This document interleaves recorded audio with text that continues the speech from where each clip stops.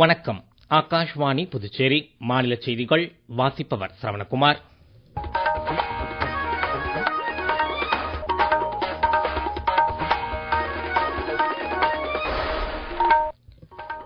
தலைப்புச் செய்திகள். நாட்டின் 77வது குடியரசு தினத்தையொட்டி தலைநகர் டெல்லி உட்பட பல்வேறு பகுதிகளில் பாதுகாப்பு ஏற்பாடுகள் தீவிரப்படுத்தப்பட்டுள்ளது. பிரதமர் திரு நரேந்திர மோடி அசாம் மாநிலத்தில் 6950 கோடி ரூபாய் மதிப்பீட்டில் பல்வேறு திட்டங்களுக்கு அடிக்கல் நாட்டி வேறு பல திட்டங்களை தொடங்கி வைத்தார். பிரதமர் திரு நரேந்திர மோடி இன்று மாலை மேற்கு வங்கத்தில் உள்ள ஹூக்ளி மாவட்டம் சிங்கூரில் 830 கோடி ரூபாய் மதிப்பிலான பல்வேறு வளர்ச்சித் திட்டங்களை தொடங்கி வைத்து வேறு பல திட்டங்களுக்கு அடிக்கல் நாட்டினார். புதுச்சேரி மற்றும் திருக்காஞ்சியில் தை அமாவாசையை முன்னிட்டு ஏராளமான பக்தர்கள் தங்களது முன்னோர்களுக்கு தர்ப்பணம் கொடுத்து வழிபட்டனர். இனி விரிவான செய்திகள். நாட்டின் 77வது குடியரசு தினத்தையொட்டி தலைநகர் டெல்லி உட்பட பல்வேறு பகுதிகளில் பாதுகாப்பு ஏற்பாடுகள் தீவிரப்படுத்தப்பட்டுள்ளது.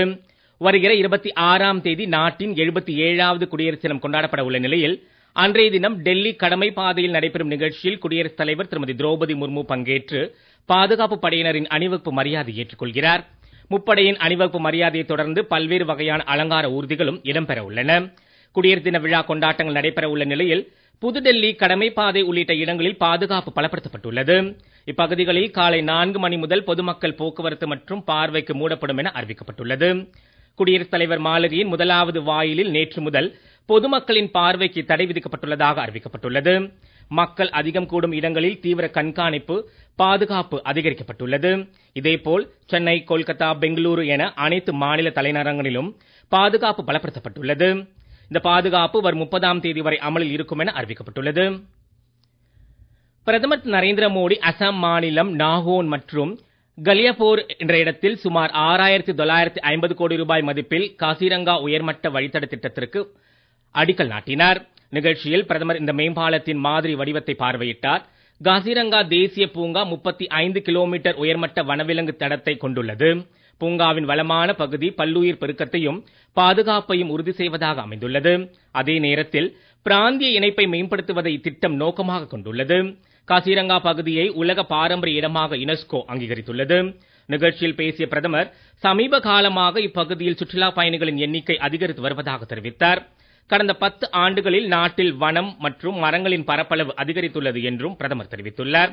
அசாமின் நாகோன் மாவட்டத்தில் உள்ள கலியாபோர் என்ற இடத்தில் 2 புதிய வந்தே பாரத் ரயில்களையும் பிரதமர் கொடியசைத்து தொடங்கி வைத்தார். இந்த புதிய ரயில் சேவைகள் வடகிழக்கு மற்றும் வட இந்தியா இடையேயான ரயில் இணைப்பை வலுப்படுத்தும் என்றும் இதனால் மக்களுக்கு பாதுகாப்பான மற்றும் வசதியான பயணம் சாத்தியமாகும். கடந்த 2 ஆண்டுகளுக்கு முன்பு காசிரங்கா வனப்பகுதிக்கு தாம் வருகை புரிந்ததை நினைவு கூர்ந்த பிரதமர் தற்போது இந்த பகுதிக்கு மீண்டும் வர வாய்ப்பு கிடைத்திருப்பதாகவும் அவர் கூறினார். நாட்டு மக்களின் முதல் தீர்வாக பாஜக திகழ்வதாக குறிப்பிட்ட அவர் பொதுமக்களின் நம்பிக்கை காரணமாக கடந்த 1.5 ஆண்டுகளில் பாஜக சீரான வளர்ச்சியை கண்டு வருவதாக கூறினார். அண்மையில் நடந்து முடிந்த பீகார் தேர்தலில் பாஜக கூட்டணிக்கு மக்கள் அங்கீகாரம் வழங்கியிருப்பதாகவும் சாதனை அலைவாக அந்த மாநிலத்தில் பாஜகவுக்கு மக்கள் வாய்ப்பு வழங்கியிருப்பதாகவும் பிரதமர் குறிப்பிட்டார். 2 நாட்களுக்கு முன்பு கூட மகாராஷ்டிரா மாநிலத்தில் முக்கிய நகரத்தில் பாஜக வெற்றி பெற்றதையும் அவர் சுட்டிக்காட்டினார். பிரதமரின் கைவினை கலைஞர்கள் மேம்பாட்டு திட்டத்தின் பாரம்பரிய கைவினைப் பொருட்கள் கண்காட்சி புதுடெல்லியில் இன்று தொடங்கியது. கைவினை கலைஞர்களின் தனித்துவமிக்க தயாரிப்புகளை காட்சிப்படுத்துவதற்கும் விற்பனை செய்வதற்கும் ஏதுவாக மத்திய அரசின் சிறு குறு மற்றும் நடுத்தர அமைச்சகம் சார்பில் இந்த கண்காட்சிக்கு ஏற்பாடு செய்யப்பட்டுள்ளது. இந்த கண்காட்சி இன்று முதல் வரும் 31ஆம் தேதி வரை நடைபெற உள்ளது. இந்த கண்காட்சியை மத்திய சிறு குறு மற்றும் நடுத்தர நிறுவனங்கள் துறை அமைச்சர் திரு ஜிதன் ராம் மன்ஷி தொடங்கி வைத்தார். நீங்கள் கேட்டுக்கொண்டிருப்பது மாநில செய்திகள். நேயர்கள் ஆகாஷ்வாணி செய்திகளை உடனுக்குடன் தெரிந்து கொள்ள எமது புதுச்சேரி மண்டல செய்தி பிரிவின் சமூக ஊடகங்களான @airnews_புதுவை என்ற எக்ஸ் பக்கத்தையும், all India radio news Puducherry என்ற பேஸ்புக் பக்கத்தையும், @RNU புதுச்சேரி என்ற யூடியூப் சேனலையும் அணுகலாம்.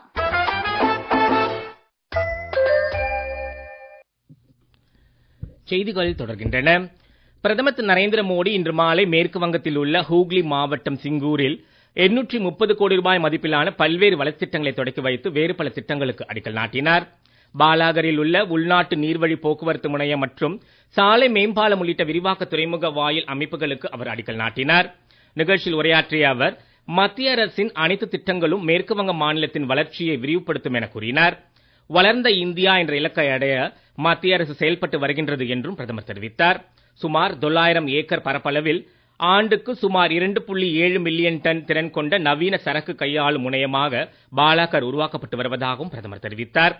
கடந்த 11 ஆண்டுகளில் கொல்கத்தாவில் உள்ள ஷியாமா பிரசாத் முகர்ஜி துறைமுகத்தின் திறனை மத்திய அரசு மேம்படுத்தி வருவதாகவும் பிரதமர் தெரிவித்தார். இத்திட்டங்கள் அனைத்தும் வேலைவாய்ப்பை உருவாக்கி வருகிறது என்றும் பிரதமர் தெரிவித்தார்.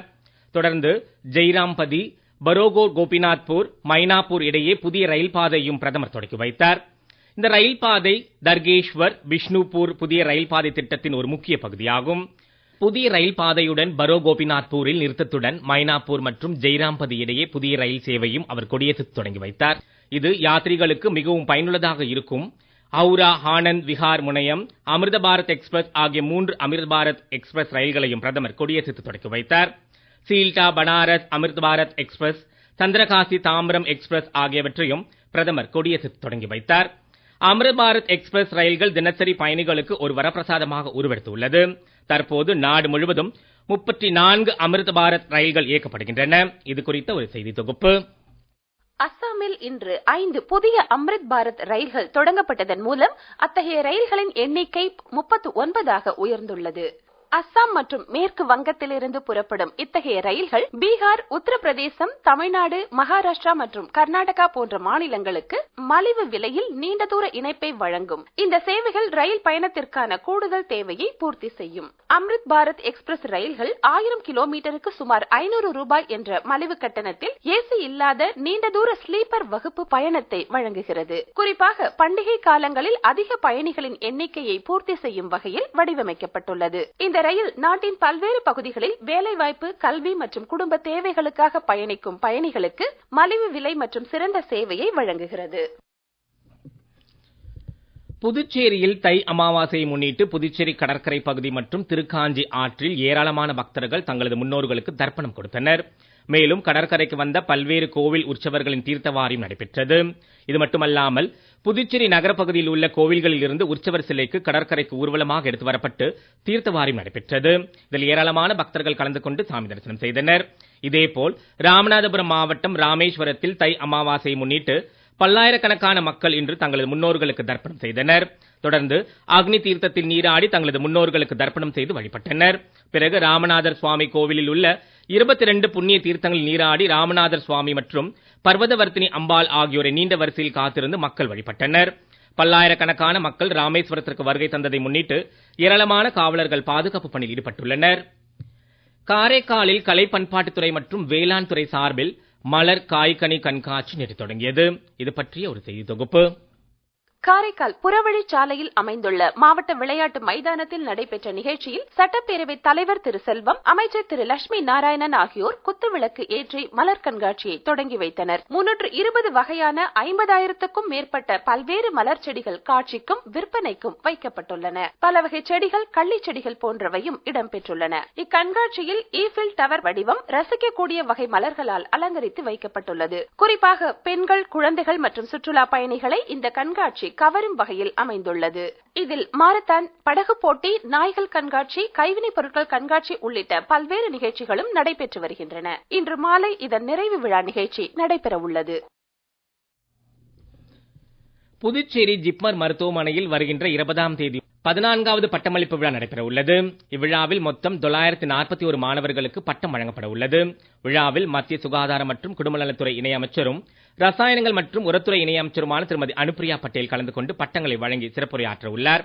நிகழ்ச்சியில் புதுச்சேரி துணைநிலை ஆளுநர் திரு கைலாஷ்நாதன், முதலமைச்சர் திரு ரங்கசாமி, சட்டப்பேரவைத் தலைவர் திரு ஆர் செல்வம், உள்துறை அமைச்சர் திரு நமச்சிவாயம், மாநிலங்களவை உறுப்பினர் திரு எஸ் செல்வகணபதி உள்ளிட்டோர் பங்கேற்க உள்ளனர். இந்தியா தன்னிறைவு பெற்ற ஒரு வளர்ந்த நாடாக உருவெடுத்து அடுத்த 2 சகாப்தங்கள் மிகவும் முக்கியமானவை என்று குடியரசு துணைத் தலைவர் திரு சி.பி. ராதாகிருஷ்ணன் தெரிவித்துள்ளார். உத்தரகாண்ட் மாநிலம் டெஹ்ராடூனில் நிகழ்ச்சி ஒன்றில் பங்கேற்று பேசிய அவர், இந்தியாவை ஒரு தன்னிறைவு பெற்ற வளர்ந்த நாடாக மாற்றுவதில் உத்தரகாண்ட் மாநிலம் சிறப்பு பங்கு வகிக்கும் என்று கூறினார். மீண்டும் தலைப்புச் செய்திகள். நாட்டின் 77வது குடியரசு தினத்தையொட்டி தலைநகர் டெல்லி உட்பட பல்வேறு பகுதிகளில் பாதுகாப்பு ஏற்பாடுகள் தீவிரப்படுத்தப்பட்டுள்ளது. பிரதமர் திரு நரேந்திர மோடி அசாம் மாநிலத்தில் 6950 கோடி ரூபாய் மதிப்பீட்டில் பல்வேறு திட்டங்களுக்கு அடிக்கல் நாட்டி வேறு பல திட்டங்களை தொடக்கி வைத்தார். பிரதமர் திரு நரேந்திர மோடி இன்று மாலை மேற்கு வங்கத்தில் உள்ள ஹூக்ளி மாவட்டம் சிங்கூரில் 830 கோடி ரூபாய் மதிப்பிலான பல்வேறு வளர்ச்சித் திட்டங்களை தொடக்கி வைத்து வேறு பல திட்டங்களுக்கு அடிக்கல் நாட்டினார். புதுச்சேரி மற்றும் திருக்காஞ்சியில் தை அமாவாசை முன்னிட்டு ஏராளமான பக்தர்கள் தங்களது முன்னோர்களுக்கு தர்ப்பணம் கொடுத்து வழிபட்டனர். இத்துடன் இந்த செய்தி அறிக்கை நிறைவு பெறுகிறது. வணக்கம்.